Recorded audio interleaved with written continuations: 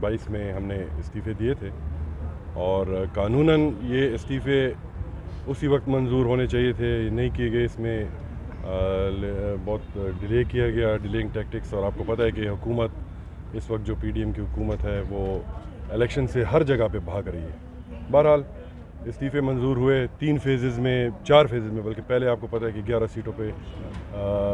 استعفے منظور ہوئے، اس پہ الیکشن خان صاحب نے کیا اور جیتا مختلف حلقوں سے۔ پھر دوبارہ 35 سیٹوں پہ استعفے منظور ہوئے، پھر اس کے 3 دن بعد اور 35، پھر 43 کا تو آپ کو پتہ ہے جو آخری فیز میں ہوئے ہیں اس پہ فیصلہ آ گیا آج عدالت کا، لاہور ہائی کورٹ کا، کہ وہ اس پہ کارروائی کو روک دیا گیا اور وہ ان کو بحال کر دیا گیا، لیکن ہمارے جو 35 سیٹ تھے وہ منظور ہیں، اس کا پروسیس شروع ہو چکا ہے، آج آخری دن تھا۔ نامینیشن پیپر نوشہرہ کے آپ کو جیسے پتہ ہے 2 قومی حلقے ہیں، ایک سے تحریک انصاف سے پرویز خٹک صاحب نے 25 سے الیکشن میں حصہ لے رہے ہیں، جو ان کا پہلے سے 18 میں بھی حلقہ تھا، اور NH26 جو میرا حلقہ تھا وہاں سے میں الیکشن میں حصہ لے رہا ہوں۔ نامینیشن پیپر میرے بھی جمع ہو گئے ہیں، پرویز خٹک صاحب کے بھی جمع ہو گئے ہیں، اور انشاءاللہ ہم مقابلہ کریں گے۔ آپ نے ایک سوال کیا کہ الیکشن کے بعد اگر کامیابی ملی تو آیا آپ اسمبلی میں جائیں گے، ریزائن کریں گے یا حلف نہیں لیں گے؟ یہ پارٹی پالیسی ہے، یہ ابھی ہم ریویل نہیں کر سکتے۔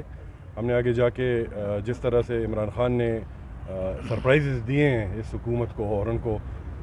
بیک فٹ پہ کیا ہوا ہے، انشاءاللہ آپ کو پتہ چلے گا کہ آیا ہم جاتے ہیں حلف لیتے ہیں وہاں پہ اپوزیشن لیڈر بناتے ہیں، یا ہم حلف ہی نہیں لیتے یا ریزائن کرتے ہیں۔ یہ انشاءاللہ الیکشن کے بعد بات ہوگی، 16 تاریخ کے بعد۔ ایک جانب آپ نے استعفیٰ دی اسی اسمبلی سے، لیکن دوسری جانب آپ اسی اسمبلی میں جانے کے لیے ضمنی الیکشن لڑ رہے ہیں۔ دیکھیں، یہ ایک جمہوری عمل ہے پالیٹکس میں رہنا، ہم میدان سے باہر نہیں رہنا چاہتے، اور اس کا ایک پوائنٹ ہے، اس ضمنی الیکشن میں ہم اس لیے حصہ لے رہے ہیں کہ ہم پی ڈی ایم کی حکومت کو ان کو بتا دیں کہ اس وقت عوام کس کے ساتھ کھڑی ہے۔ اس الیکشن میں ہی پتہ چل جائے گا کہ تحریک انصاف کے ساتھ انشاءاللہ پاکستان کی عوام کھڑی ہے۔ یہ ان کو شو کرنا ہے، ہمارا ایک ٹیسٹ ہے، اور ان کو بتانا ہے کہ تحریک انصاف کے ساتھ عوام کھڑی ہے، اور اس وقت جو حالات ہیں ملک کے اس کو دیکھتے ہوئے اس وقت پاکستان کی عوام، پھر نوشہرہ کی ہمارے حلقوں کی عوام جو ہے وہ تحریک انصاف کے ساتھ کھڑی ہے، اور یہ ہم دکھائیں گے انشاءاللہ۔ ہر الیکشن میں ہم حصہ لیں گے، ہم بائیکاٹ نہیں کریں گے کبھی بھی، کیونکہ ہم نے اپنے ورکرز کو موٹیویٹ رکھنا ہے، اور انشاءاللہ آپ دیکھیں گے کہ جس جوش جذبے سے آج لوگ تحریک انصاف کے ساتھ کھڑے ہیں، اور اس لیے کھڑے ہیں کہ ملک کے حالات بہت خراب کیے ہیں انہوں نے پچھلے 10 مہینوں میں، اور اس سے نکلنے کے لیے لوگوں کو واحد جو امید ہے اور راستہ وہ عمران خان کی شکل میں نظر آ رہا ہے۔ کیا آپ نہیں سمجھتے کہ جنرل الیکشن کی طرف حالات جا رہے ہیں؟ مجھے تو لگ رہا ہے کہ ویسے ہونے تو چاہیے، صوبے 2 ڈیزالو ہو چکے ہیں، اور آئین کے مطابق ودن 90 ڈیز وہاں پہ الیکشن کرانا ضروری ہے، اور وہ اگر نہیں کرائیں گے تو آئین کے خلاف لوگ جائیں گے۔ الیکشن کمیشن اگر نہیں کراتا، اور جیسے کل پیپل پارٹی کے ایک نمائندے نے ٹی وی پہ یہ بات کی کہ گورنر کا یہ رول نہیں ہے کہ وہ الیکشن کمیشن کو ہدایت دے کہ نہ کرائیں، یہ حالات اس طرح ہیں۔ گورنر کا رول صرف یہ ہے کہ اس نے ڈیٹ دینی ہے، باقی انتظامات جو ہے وہ انتظامیہ نے کرنے ہیں، پولیس نے کرنے ہیں، صوبے کی انتظامیہ نے کرنے ہیں، اور الیکشن کمیشن نے الیکشن کے انتظامات کرنے ہیں۔ تو مجھے تو لگ رہا ہے کہ شاید ودن 90 ڈیز جو پیریڈ ہے اس میں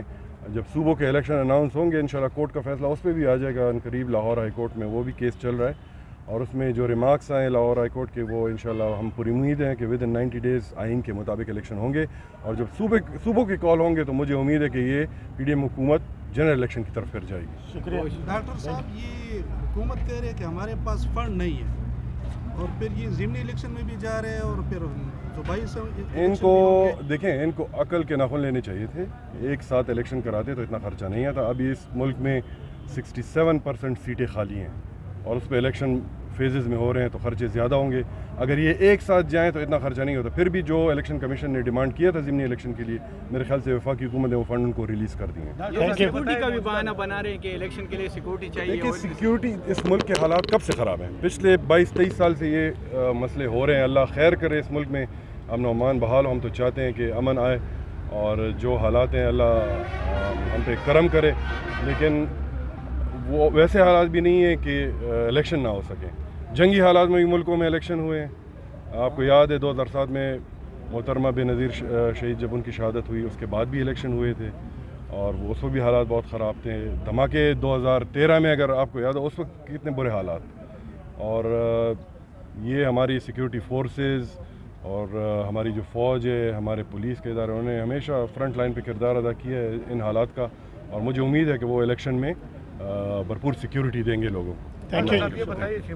جو موجودہ نگران حکومت ہے کیا یہ شفاف الیکشن کریں گے؟ لیکن نگران حکومت کا کام کیا ہوتا ہے؟ ان کا کام یہ ہوتا ہے کہ روزمرہ بنیاد پہ جو انتظامی امور ہے اس کو چلائیں،